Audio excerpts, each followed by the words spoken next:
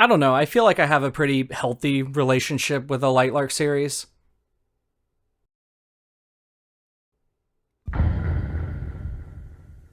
Earlier this year, middle grade fantasy writer turned romantasy booktok darling Alex Aster unexpectedly released a contemporary romance, Summer in the City.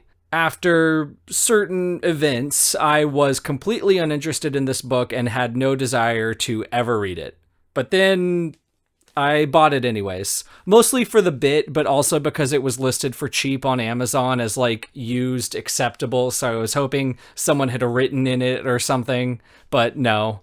I figured that no matter what, it would be funny to have on my embarrassing booktuber wall. When I got over just how violently pink everything is, the first place I went was actually the acknowledgements. I had some choice words for the people thanked in the back of Skyshade, so I was intrigued to see whose fault this book was. I actually didn't get much farther than the first sentence. I began writing Summer in the City years ago, in between writing fantasy books. Now, it might be nothing, but there are two things that jump out to me about this one sentence. First off, depending on Alex's definition of years, this idea could have been kicking around in her head for longer than Lightlark even has. But more importantly, there's something dismissive or even resentful in the phrasing of in between writing fantasy books.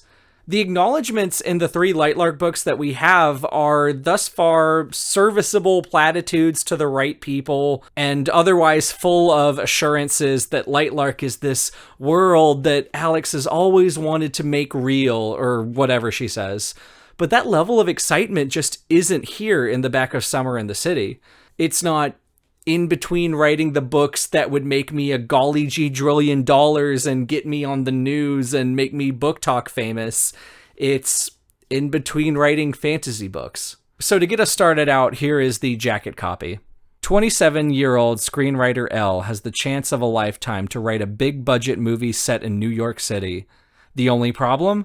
She's had writer's block for months, and her screenplay is due at the end of the summer. In a desperate attempt to get inspiration, Elle ends up back in the city she swore she would never return to, in an apartment she could never afford, floor-to-ceiling windows, skyline views, and a new coffee shop to haunt included. It's the perfect place to write her screenplay, until she realizes her new neighbor is tech billionaire bachelor Parker Warren, her stairwell hookup from 2 years ago. It's been a lovers to enemies situation ever since. When seeing him again turns into a full night of hate-fueled writing, Elle realizes her enemy/twisted muse might just be the key to finishing her screenplay, if she can stand being around her polar opposite. She writes anonymously, and he's on the cover of every business magazine. He frequents fancy red-carpeted events, and she doesn't like leaving her emotional support 5-block radius. One summer, one wall apart. He needs to fake a buzzy relationship during his company's precarious acquisition. She needs to write a movie around a list of NYC locations. Both need a break from their unrelenting schedules and a chance to rediscover the skyscraper-glimmering, pizza-crusted, sunlit charms of the city. Summer always ends, and so will this agreement. It's all pretend. Promise. Until it isn't. If you have any knowledge of who Alex Aster is as a writer, a lot of familiarity bells are probably ringing right now. I was wrong to dismiss this book out of hand. Whatever Summer in the City is, it strikes at the core of Alex Aster in a way that the Lightlark series either can't or won't. And in turn, whatever insight we get will inform our understanding of why is Lightlark and where the series might be going. And since we're definitely going to be doing an English Club podcast episode for Crown Tide, I need all the help I can get. So obviously this is not going to be a traditional podcast episode or even honestly a typical review. I'm just going to say all my opinions up front. I like this book just fine. Nothing I am about to describe I would call transcendentally good writing, but that is not what this project is going for. It is a light and breezy romance book meant to be picked up at a Walmart and read on the beach in one sitting. You know the type. It's certainly way better than any Lightlark book, which is frustrating and also exciting because I've noticed a lot of things in this book that seem to share Lightlark's DNA, like beyond just the two works sharing an author. To that point, what we're going to be trying to do here is an analysis of Summer in the City through a biographical lens, particularly Alex Aster's relationship with writing. The screenwriter-author dynamic is just too parallel for me to not try to pick at. Hopefully that makes sense to you guys, because that conceit is definitely going to fall apart. The biggest difference here is just the level of detail in every sense of the word. Immediately, the narrative voice is just so full of specific, grounding things about the setting and the characters and the narrator. Here, hold on. In New York City, every weekend is a chance to live in a movie. Unless, of course, you're like me, and a perfect Friday night looks less like mooching your way into the periphery of a table at the Marquee, and more like watching Netflix in some ratty shirt that once belonged to your college roommate's ex-boyfriend. A shirt you might have stolen in one of your weaker moments, because you kind of pined for him, as much as you pine for that weekly pint of Ben & Jerry's you swear you're only going to have a few scoops of, truly believing in your self-control, right up until the spoon bluntly hits the cardboard at the bottom. There's details about the mint in Parker's breath. Elle likes true crime podcasts and coffee shops and ice cream and pizza. I'm picky with my coffee shops. It's not about the coffee in most cases, though a smooth espresso certainly helps. It's about the stuff people probably don't care about. The cups. I like a firm sleeve. I like the lids that have the transformer part that covers the drink spout and looks substantial, like a suitable hat for my drink. One that won't crinkle beneath my mouth or fall off. The space. I like tables tiny enough so that no one will try to share one with me, but big enough to fit my laptop and drink and inevitable pastry. The pastries. I like baked goods that get sourced from bakeries that don't also supply Panera. I like variety, a single cream-filled donut, a flavor-ambiguous muffin, a big flaky croissant that kind of looks like a crab. The extras. Throw in toast, bagels, granola, and yogurt. And then this part, there's a char on the bottom of the pizza, rough against my tongue. Just the right amount of cheese, hot in my mouth, melting across my taste buds. It pulls in perfect strands, trailing down my wrist. It's delicious.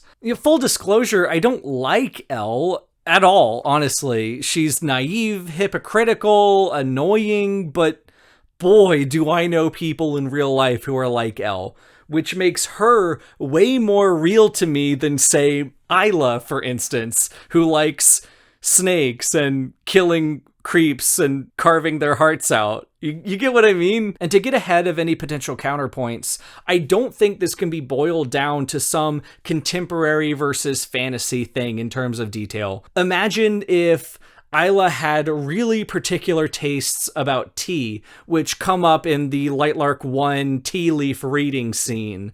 If we had one exchange in Skyshade at that stupid Christmas Village restaurant where Grimm reflects on Nightshade culinary history. Honestly, Alex, I'm begging you, the way you talk about coffee shops in this book, put a cafe in Crowntide. Have Isla smell Skyshade coffee and make it evoke memories of her star-sticking around with Celeste, stealing crumpets or oatmeal or granola or whatever you were mentioning in that paragraph I was just reading. 2 sentences. That's all we need. So you may be asking, okay, if this difference is so pronounced and it's not just some inherent difference between fantasy and contemporary fiction, then why? My understanding of romance as a genre is that it's relatively more common for writers to include autobiographical, self-insert-y elements.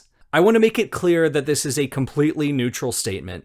Every work of literature that has ever been written has some element of the author writing it, has some self-insert character or self-insert theme somewhere. If I'm even right that romance has it a little bit more obviously, I guess that the reason why would be that centering a narrative on a very broad, intense emotion like love kind of forces you to put your own interpretation and experiences into the fabric of the narrative, making that, like, I guess, fingerprint more obvious. My definition of and experiences with love are going to look completely different from yours. My taste in partners is going to look completely different from yours, that sort of thing.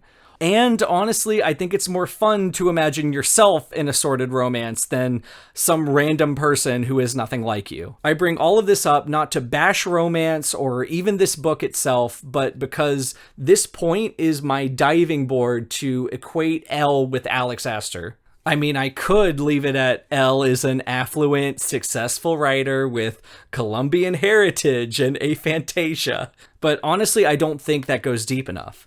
Alex, as a public-facing persona, takes great care to be as New York as possible. Opulence, self-assurance, danger, and a little bit of ego that comes with a level of blindness to the aforementioned opulence. Lots of pictures of fancy dinners and fancy coffees with fun designs on them. At the same time she does this, though, she posts these reels of having been a struggling writer and having to make her way in the world. Much in the same way, the narrator describes so fondly the opulent little adventures that she'll go on with Parker, but is aggressively fixated on not being seen as a gold digger. This is the foundation of the requisite enemies part in Enemies to Lovers. In the cold open, when they start making out or whatever, Parker, the billionaire bachelor, says something about giving her anything she wants to come home with him, and Elle rebukes him because she thinks this means that he thinks she's a gold digger. The narrative fights tooth and nail for you to picture Elle as this bootstraps pulling underdog, withholding vital information about her backstory. And we will get to this in good time, but for now, just know that Elle is, yes, a successful, accomplished movie writer, but has managed to maintain complete anonymity somehow. I'm hard-pressed to find anything in the text where she talks about having a relationship with fans of her movies or an exact reason for her to be so anonymous other than a general misanthropy and shyness. But I think that omission is in and of itself telling. Elle will describe herself as someone who lives her life under an alias, someone who has scrubbed the internet clean of her presence, someone who doesn't have social media. You can imagine Alex Aster might prefer a colder, more detached relationship from the snake pit that is internet book spaces, and maybe feels a bit of resentment towards certain online haranguers that she wishes would just leave her alone. Obviously, Grimm is not a good romantic partner in real life. That's a stupid point to make. The point I am making here is this isn't Edward Cullen sneaking into Bella's room and watching her sleep. Isla is being emotionally abused. Yes, Elle, I liked it, Penelope said. You know better than anyone that disturbing behavior is only really disturbing if you don't think the guy is attractive. I know. Like Edward watching Bella sleep in Twilight. I'm not saying anything. If you choose to draw any conclusions from those two things in conjunction, that is completely on you. But yeah, all of that is to say that I'm going to be operating under the assumption that Elle is Alex and Alex is Elle. But it's doubly complicated because Elle is also a reflection of Alex's aspirations, which is going to be very important to keep in mind as we look through the rest of the book. Something else I notice a lot early on is Alex will use these syntactical quirks that Jay and I despised in Lightlark to good effect in this book. Case in point, right here in chapter 2, whereas most people would have happily run off into the sunset with any of the men Penelope has been with, she allows each only a handful of months before calling it off. She leaves heartbroken men in her wake and never brings them up again. She's awful. She once broke up with a guy by postmating him a giant cookie with a sad face on it and RSVPing no to his sister's wedding. Enter. She's my best friend, and I would protect her to the ends of the earth. You'll notice that while that is a zinger line, it's a good one because it subverts what was being established and in turn informs Elle's character. Lightlark might have done something like, enter, she's terrible, enter, wicked, enter, deceitful. You see how those are all synonyms? So Elle describes the fancy apartment she's house sitting as it gets renovated, and then we finally get into what I knew we would find somewhere in this book. Insight. Filtered insight, but still into Alex Aster's thoughts on writing itself, her relationship with her railroading and deadlines that come with her success, anything about her craft that I can get my hands on. There's a blank page before me, and I struggle to fill it. Flight-tired fingers work overtime to get the words out. Small observations, little ideas, kernels I hope will pop into some movie-worthy popcorn, all about a city I hate. A city that smells way worse than I remember. Right on cue, my phone rings, and I take a deep breath before smoothing my annoyance into a semi-agreeable, "Hey, Sarah." Elle, big summer in the city. Roll credits. How's it going so far? I stare at the time on the oven. I've only been here for 2 hours. And one of those hours was spent in an Uber that smelled like a sandwich was decomposing under the seat. She laughs, then sighs wistfully. Still, the city slips on like a sweater, doesn't it? So comforting, so fitting. It's 92 degrees right now. Sarah laughs again like I'm the funniest client she has, and not a screenwriter who has a strict no comedy policy. Then she gets right to business. So, any ideas yet? I blink and am very close to repeating that I've only been here 2 hours, but Sarah is one of the top agents at CAA. And just like my role for comedy, I also have a strict no starving artist policy. Yeah, Alex, we know you do. We know you do. Neither Elle nor Alex ever directly complain about deadlines that much, but deadlines come up all the time. I kind of view this as a form of imprisonment, especially in Elle's case, where needing inspiration for her script is what eventually forces the forced proximity. And speaking of that, what do you know? The billionaire Parker, whatever his last name is, billionaire, lives right next to her. Surely forced proximity, enemies to lovers, fake dating hijinks will ensue forthwith. We will not be discussing to any satisfactory length the extent to which Alex Aster owes her success to nepotism. There are a bunch of articles and TikToks and Instagram reels and Reddit comments that you can look at, and honestly, I think it's kind of self-evident. Your success is determined by your privilege, and the people you know is a tale as old as human society itself. It is easier for lynx to pass through the eye of a needle than it is for human beings to create a meritocracy. So extrapolate from that what you think my opinion is. What I am very interested in discussing, though, is Alex Aster's self-identity as a self-made self. Parker saw me and assumed I was after someone else's money. Maybe it wouldn't have bothered me so much if my mother hadn't raised me to become fiercely independent. If she hadn't worked 2 jobs while getting her master's to keep me and my younger sister in a good school after my dad left. If she hadn't told me, since I was a little girl, never to rely on anyone else or let anyone else control me, especially a man. We are strong, she used to say. We can get through anything. We don't need anyone else. So where does that leave me, now that she's gone? Later on, there will be references to times that the family has been struggling to get by, times where her mother's insurance wasn't good enough for treatment for her terminal illness that eventually takes her life. From what I know, I don't think these elements are factually autobiographical on Alex Aster's part, but I think the archetypes are clear here. There is a rejection of the father and finding in the mother a value for hard work and independence.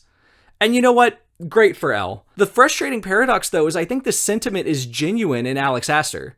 I mean, being in those car commercials must have felt like work to her, but still. We even have a European cafe for your enjoyment. We have a play area for children of all ages.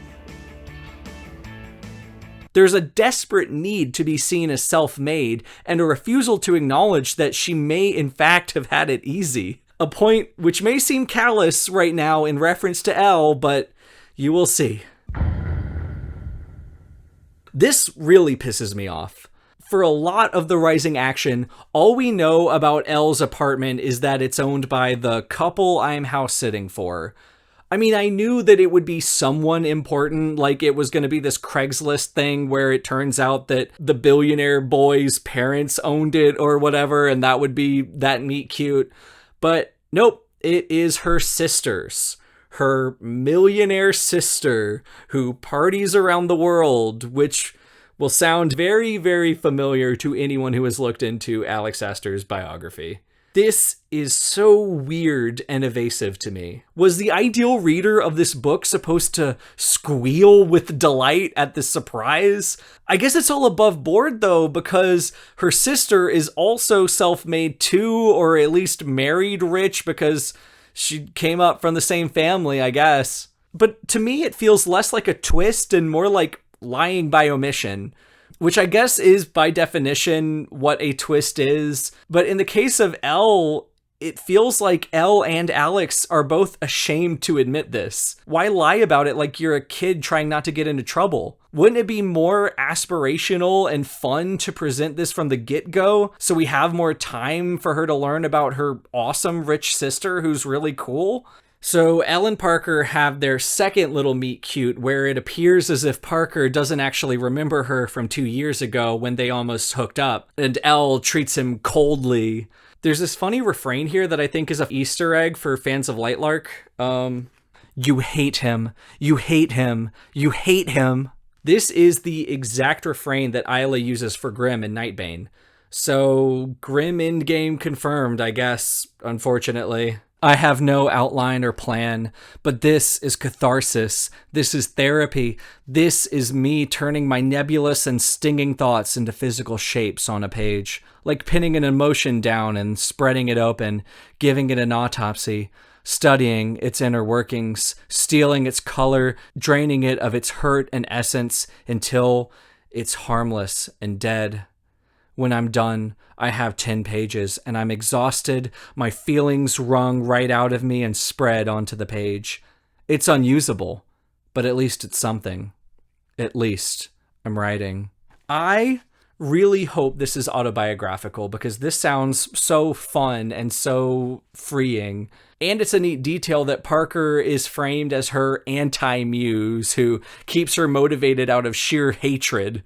If nothing else, it's a demonstration that Alex has legitimately written before, which, cannot be taken for granted anymore.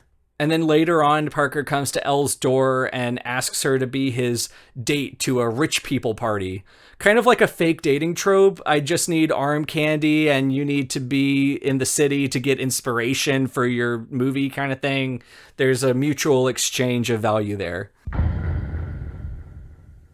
I have almost nothing to say about the party or any of the cutesy little dates they go on other than that they're opulent and cutesy, and in, I think, all of them, a misogynist gets epically owned in the marketplace of ideas.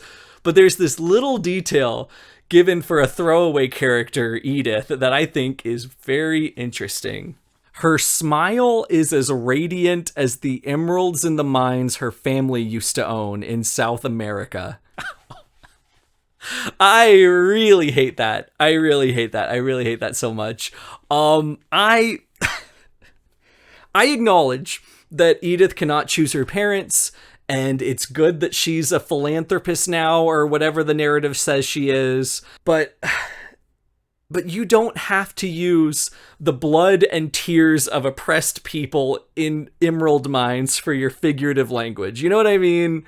Maybe it's supposed to be more tongue-in-cheek than I'm giving it credit for, but Edith is never anything other than a girl boss, and this is the only place that the narrative comes even close to interrogating the source of her family's wealth. Given recent developments with certain emerald mine owning sociopaths who are threatening the world right now, it just feels so incredibly tasteless. While a throwaway character, there's an interesting parallel to be drawn here between Elle and Edith and certain other parties. An invitation to the reader not to judge someone for her family's affluence. Nudge, nudge. Oh, and apparently Parker being a tech billionaire means that he's a doxing wizard. I don't know. He reveals that he knows that she's actually a successful film writer. So, like, I guess he's really good at navigating Letterboxd or whatever. The fake dating thing continues for most of the book, only for it to fizzle out when it becomes real dating. They just kind of bicker and go to New York things, which inspires Elle for her upcoming romance movie. No matter what I think I'll write, seeing the place in person always inspires something else. I know the characters must meet here, but how? I look around for a hint of inspiration. Parker is staring at me. You're letting the setting dictate the plot, Parker says. Exactly, kind of. He nods. He sits down next to the place I have just vacated, and I convince myself that I have no choice but to join him. We watch a family take a photo with a tripod. We watch a strained smile of a bride posing in front of the fountain. A professional photographer is going into yoga poses to get the best shot. A few feet away from them, a man is taking a picture of his black lab with his iPhone. She looks miserable, I say. It's the type of thought I normally keep in my head. What? The bride. What? The bride. Look at her. She looks like she wants to run. And it goes on from there, but I just want to reiterate that despite having never been to New York, I understand Elle's relationship with the city and the people in it in a way that just feels so refreshing, which ironically just makes me mad in a different way. Like, Alex, if this is what it takes for you, go to a castle. Go to an island. Certainly there is an island with a castle on it somewhere. I don't know. I'm uncultured. I will pay for you to go if that's what it takes. As a little bit of a postscript, I've heard that Elle's version of New York City is very inauthentic and superficial, which I'm in no position to refute, having never been there, but even if it's a very chitsy, touristy version of the city, it's still her version. My ultimate desire, I must reiterate, is to get better descriptions of magic castles in a pocket dimension full of scalies. I don't care if it's the gritty reality of the earth on which we live. At this point in the reading, I'm just kind of sifting around in the sand for interesting bits of Alex lore or hints about Crown Tide. I think this might be something. So they're at the Bethesda fountain or whatever, and Parker remarks, "Who names a fountain Bethesda? What kind of name even is that?" I blink at him. "Your name's literally derivative of park, Parker," I say. I wouldn't go around criticizing people's names. Which, touche, Alex. Touche. There's also some interesting character details that I think are worth mentioning. You have become an island, Elle, like a deserted one. I bristle. Maybe I like being an island. Obviously, islands invoke everyone's favorite fantasy pentology, but forgive me for saying I don't remember islands ever being in the book's symbolic landscapes. Maybe we'll see this worm its way into Crown Tide because Isla's in another dimension now that may not be an island, and she learns to miss them, like, by being dimensionally separated or whatever. And then, I wave Parker into my apartment, and the door closes behind us. I watch him study the place quickly for the first time, eyes snagging on the 3 different types of cacti on my kitchen counter. I bought them a few days ago at the Union Square Green Market. I love plants, but I hate when they die. Why gift flowers when they don't last more than a few days? Cacti with little red spiky tops that looked flower-esque were my solution. Again, this feels like it was stitched together with symbols available in Lightlark, but I don't remember this ever being invoked quite in this way. But there had to have been, right? Like plants, death, wilting. You know, for someone who owns 5 copies of Lightlark, I can't actually remember it that well. And all the while, Elle and Parker's relationship deepens in a way I can kind of get into. My first reaction is to tell Parker that I'm the writer, not him, and some tech guy isn't going to write my screenplay for me, but his ideas have unlocked new ones. I don't like his idea about the marriage vow, but I do like the fact that they bond over seeing a wedding. Maybe she hates weddings. Why? Maybe she doesn't believe in love. Why? What in her past life made her that way? What do the relationships around her look like? What does he think Does he agree? Or is he the secret, hopeless romantic in this situation? Which, yes, obviously, she's talking about the movie that she's writing and not her relationship with Parker, but it's kind of like a meta text that the rom-com that's happening in the diegesis of the book. But all of these are questions that are very interesting about a relationship that are not asked in Lightlark whatsoever. And while this is happening, in addition to being asked questions that actually matter, we get moments where the characters sit down and discuss their thoughts and how they want their relationship to develop, which in turn gives us great insight into, I think, how Alex thinks about writing. Writing, I say, is how I make sense of the world, how I make sense of myself. I glance over at him, bracing for some sort of retort. Some way he's going to make me feel small and make me regret sharing anything at all. But he doesn't. He just looks intrigued. Do you have a journal? His question surprises me. I shake my head. No, I can't. I can't write anything in first person. Really? Why not? I feel the prickliness returning like a second skin. Too many questions. My voice comes out a little more irritated than I mean it to. Writing other characters is the closest I can get to expressing my own emotions. I can see myself through others. It's the only way I can bear to look at the ugly parts without flinching, like staring at the sun with sunglasses. And then later on she says, I rush to my computer to write, still wrapped in my towel. It feels like college when I couldn't get the words out fast enough. Within a week, I have more than enough ideas. Now I need to shape them into the Skims shapeware of screenwriting. Save the cat plot structure. Which, yeah, I do believe that Alex uses.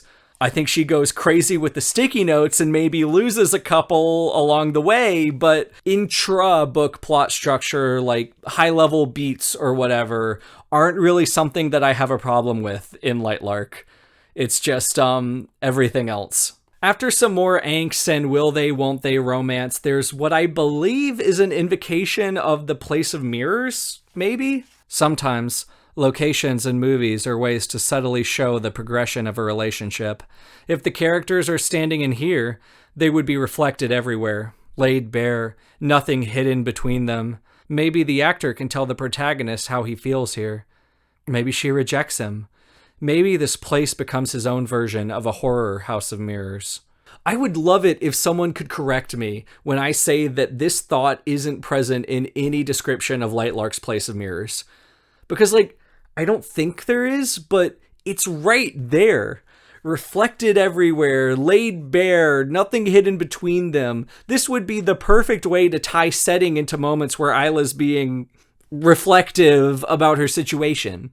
Along, we have this furtive bee conflict with Parker's company, which is currently being acquired, and how that acquisition is being complicated by Parker's refusal to sell customer data.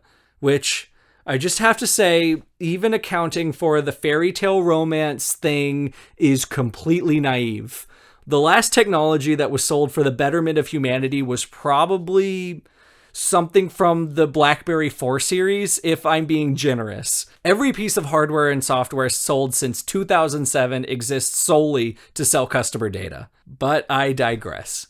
In speaking of technology, after a girls' night out with some nothing characters, Elle gets stuck outside of her apartment because her phone is dead, and the only thing that can unlock her apartment is an app, which...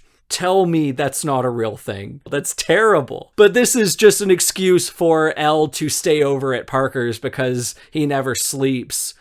He has abs, by the way, if you care about that. He can also cook, which is another point for Grimm endgame because Skyshade made such a big deal about Grimm cooking hot chocolate. It's not hot chocolate in Summer in the City, though, so points to Alex for mixing things up this time. They go to a rich people jewelry auction, and Parker buys Elle all of the jewelry ever, which Elle resents because she pulled herself up by her bootstraps. In the angst, we get a flashback to Elle's writer origin story. After one night at the movies, my mom noticed I was quiet on the ride home. "What's wrong?" she asked. "I didn't like the way the movie ended. It was stupid." She just laughed. "You think you could write it better?" I narrowed my eyes at her. "Yeah, I think I could." She shrugged. "Okay, then do it." That was her phrase. Whenever I complained about something, whenever I wanted something, it was always, then do it. It used to annoy me as a child, but I came to appreciate it. It meant action, not just thinking, not just wishing, not just dreaming, but doing. That night, I wrote a new ending for the movie on a piece of printer paper. I showed it to my mom. She read it, folded it into a square, put it in her pocket, and said, "Good. Why don't you do it again?" "Again?" She shrugged. "Maybe it will be even better." That, again, was very annoying. Scowling, I tried to write the same thing by memory, but I couldn't. I got most of it right, but after she handed the other one back, I realized, begrudgingly, that the second one was better. So I wrote a third one. Then a fourth. The ending kept getting better and better. It would be a while after that until I even thought about writing movies again. But that lesson never left me. This is really resonant with me because this is more or less my writer origin story, only it was my 9th grade English teacher instead of my mom.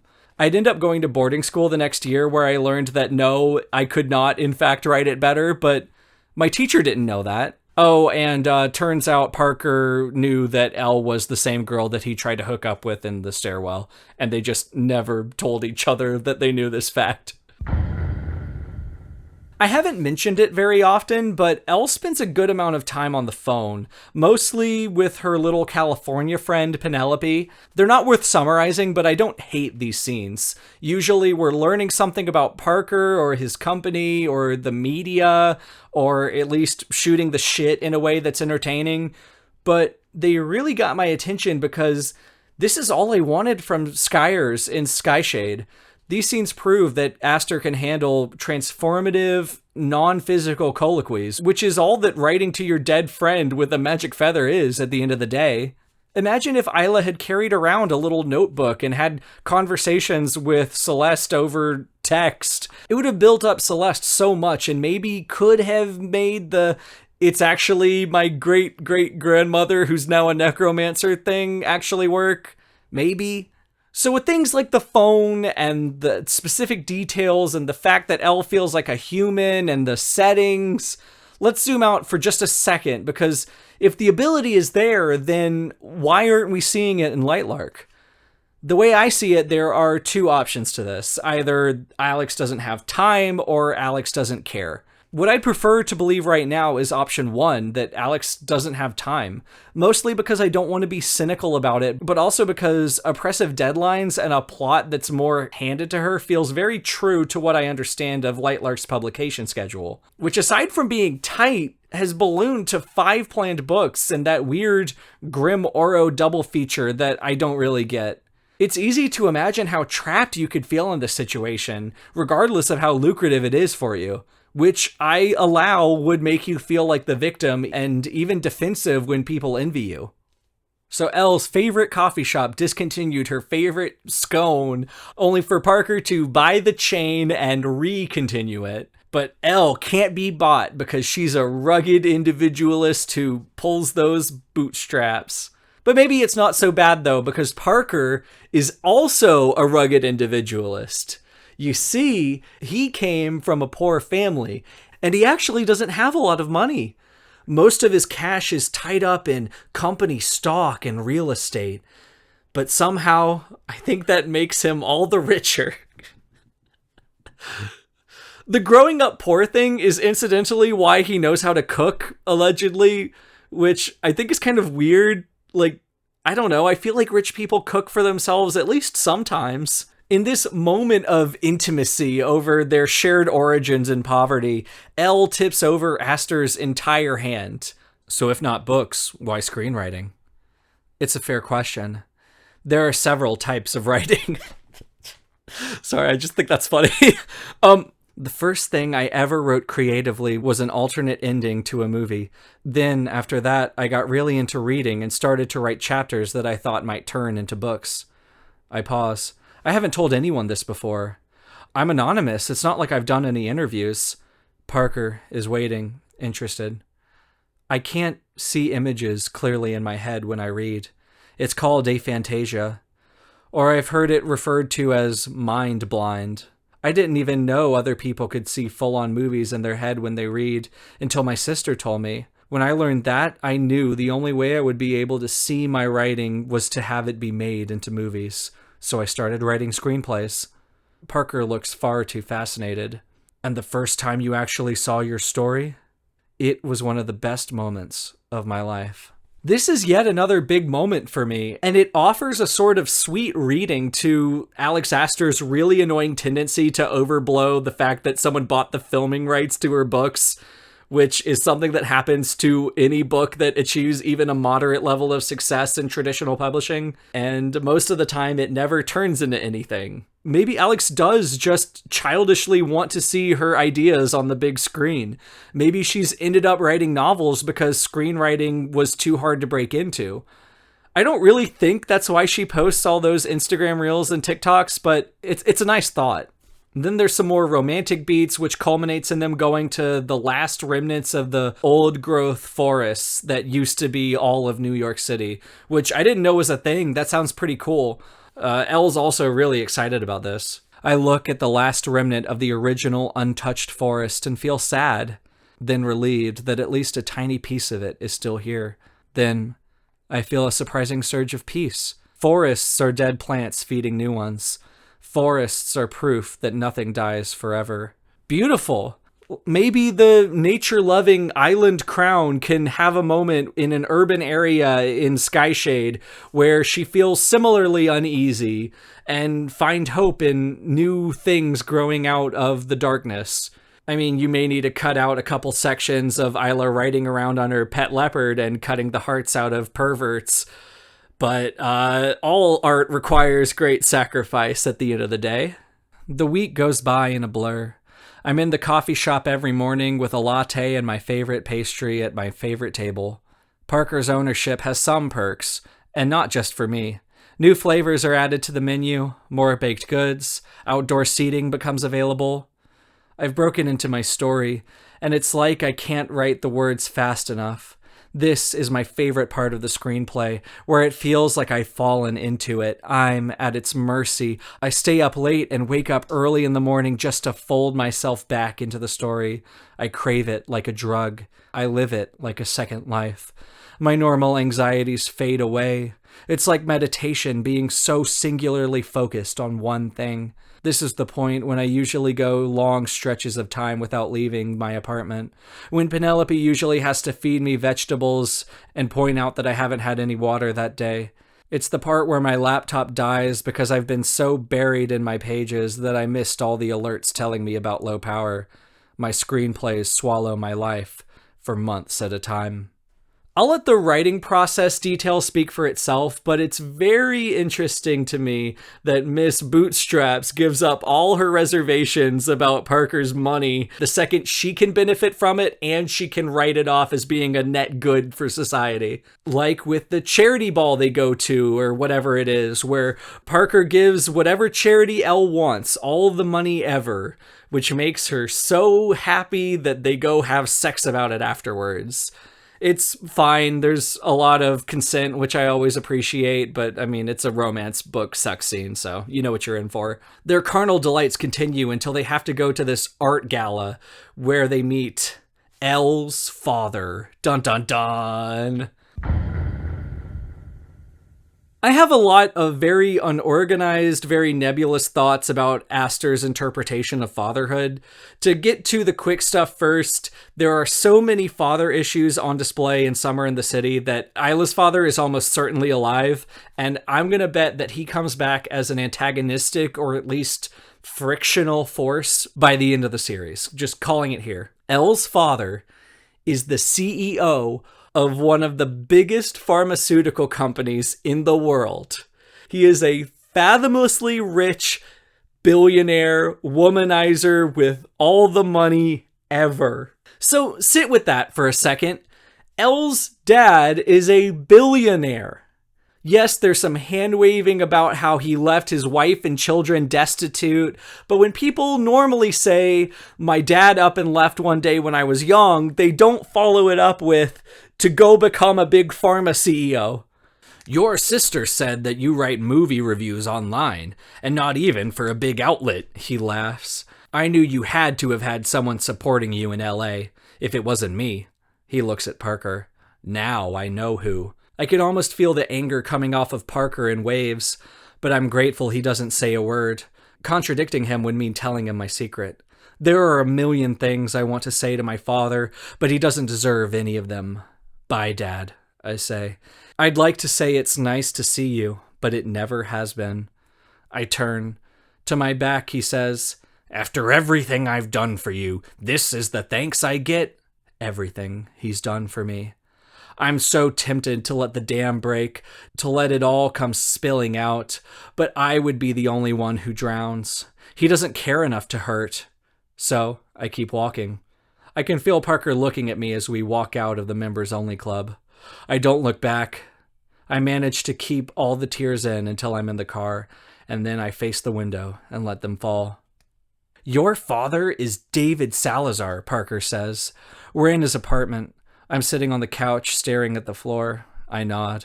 I don't understand, Parker says, sounding truly confused. You said we couldn't be together because of my money, but your father... I look up at him. Is the CEO of one of the biggest companies in the world? I finish. He nods. It's because of him that I can't, I say, my voice breaking. You assumed, because he was absent, he wasn't doing well, right? He nods. It's the story of his own father, after all. Assumptions. We all make so many. It was the opposite. My parents didn't have much, but they were both smart. Really smart. My dad got into the MBA program at Stanford, and my mom moved with him, even though she hadn't finished her own degree. He said she didn't need one, that he would take care of them. She didn't speak English and planned to learn, enroll in classes, but then she got pregnant with me. He liked to take care of her, maybe a little too much.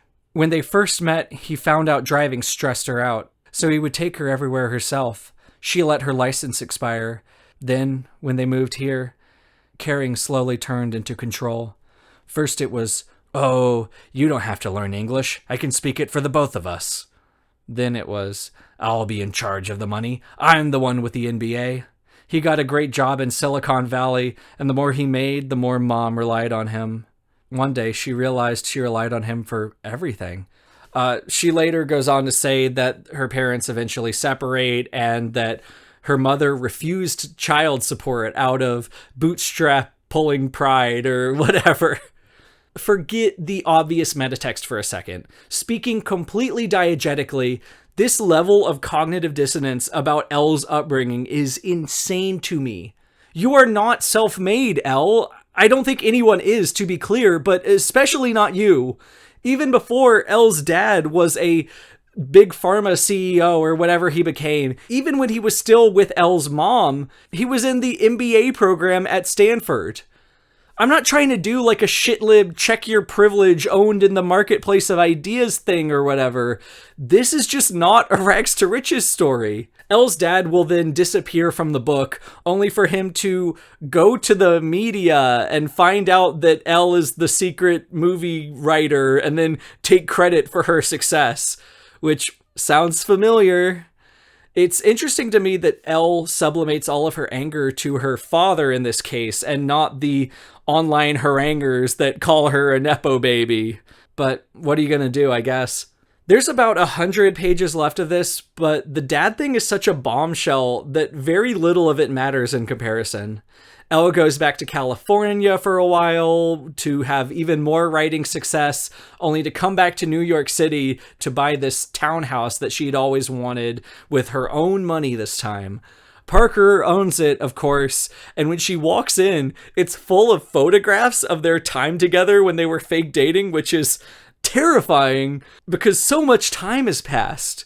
There's a lot of stating the theme here in the denouement in an old note from her mother. Elle, my little lion, don't be one of those writers who saves all the best lines for their characters. Say them yourself. Don't save the best stories for your screenplays. Live them. Life isn't a movie. There's never just one start or ending. There's always the chance to begin again.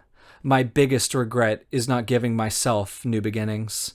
Don't make the same mistakes I did. Begin again and again. The promise of a new tomorrow is the best part of living. I love you and your sister more than anything. Take care of each other. And then with that random blood emerald rich lady, Edith, there's this exchange.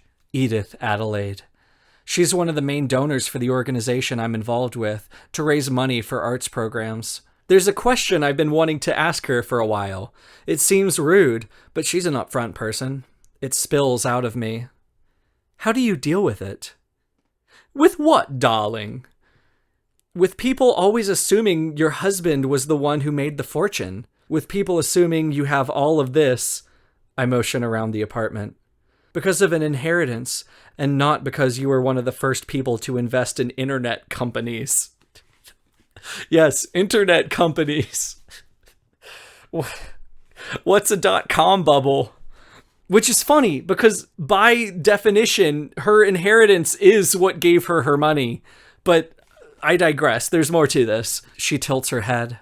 I don't, she says. It drives me mad. She shrugs. But I don't live my life for other people. I live it for me. The chatter doesn't really matter. She looks pensive. Someone close to me once said that at the end of the day, the only important thing in your life is who you love and who loves you. I mean, just replace internet companies with car dealerships and you have a speech that Alex Aster could have given herself. Parker ends up not going through with the acquisition of his company. He hires out his management and they live happily ever after ruining a wall with their lovemaking. The end. You know what, Alex? In the interest of putting this shit to bed and actually talking about literature for once, I will accept your argument. You are a completely self-made, best-selling author. Full disclosure, I have a rich cousin, and that has not helped my booktube channel one bit, and I would resent anyone who implied otherwise. So okay, you grew up wealthy, your sister's a millionaire, but sure, I'll accept that car dealership owners and philanthropists or whatever probably don't have a lot of connections in traditional book publishing, for the sake of argument. But you know what would really put the nepotism allegations to bed, Alex? If you wrote a good book. To be honest, I got a little distracted in my pursuit of Lightlark series secrets by just how aggressive Summer in the City comes off. It feels like a desperate attempt by Alex Aster to reclaim the narrative of her own life. And like I said, sure, whatever. You yourself wrote a book, Alex, and you yourself posted those TikToks. But I feel weird and gross about you equating yourself with abject poverty. In a way, though, Alex Aster can be seen as a rags to riches story, in the form of a Faustian bargain. I think Jay actually brought this up in the Skyshade episode. Imagine, if you will, that you are an aspiring screenwriter. You love movies, and all you want to do is see your stories realized on the big screen. But finding every door shut, you take the long way around and try to get into writing novels and hope to be involved in the adaptation eventually. But then it turns out that that's hard too. You've never wanted for anything, but you've spent your whole life watching from afar while your parents and your sister prosper in their pursuits. And then one day, a sinister entity comes into your life and offers notoriety beyond your wildest dreams. And whether it was an algorithmic lottery or your rich family helped you rub the right elbows, you get exactly what you wanted. You are a best-selling author who sips lattes in New York with your little writer friends. But now, your writing isn't up to you anymore. It's defined by whatever your agent and your editors think is the most optimal publication schedule. A trilogy becomes a pentology, not because the story demands telling, but because your sales velocity is too high for its own good. Your narratives begin to careen to occupy the new space. Your handlers start to demand spin-off books from points of views that you're not really interested in. And you go through carrot after stick after carrot after stick, all in the vain hope of realizing your childhood dream of making a movie. And to be trapped in the situation on one side, while you have online haranguers on the other, I could understand the need to lash out in a garishly pink generic romance. And I don't fault anyone for not being on the same page as me about this. But Mohammad Reza Pahlavi once said, either this thing of ours has meaning or it has no meaning. One or the other. Fairly or not, Alex Aster is a part of this thing of ours, and she is not going away. Whether Summer in the City is a vent project or a practice run for a deeper Crown Tide, there is hope. You may be trapped right now, Alex, but you can create characters that feel real. You can make settings that matter. You can write a book. And now that you're here, you can either give us actual books with themes and symbols and messages, or you can give the world Lynx, the comically large leopard.